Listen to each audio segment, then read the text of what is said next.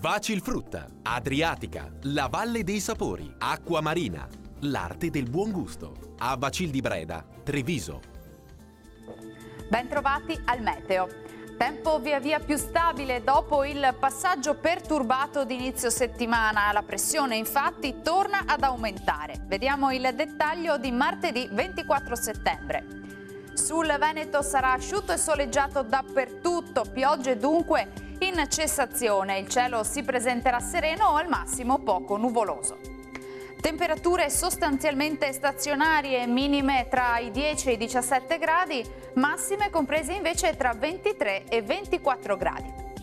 Situazione simile anche sul Friuli Venezia Giulia, con ampio soleggiamento su tutti i settori. Qualche addensamento solamente sulle aree costiere al mattino, ma senza ulteriori conseguenze. Temperature invariate, minime tra 14 e 17 gradi, massime oscillanti invece tra i 22 e i 24 gradi circa.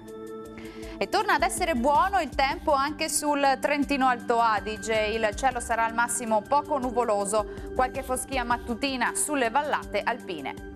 Temperature minime sui 12 gradi, massime in lieve aumento tra 24 e 25 gradi. Bene, dal meteo di Antenna 3 per ora è tutto, vi do appuntamento al prossimo aggiornamento. Arrivederci.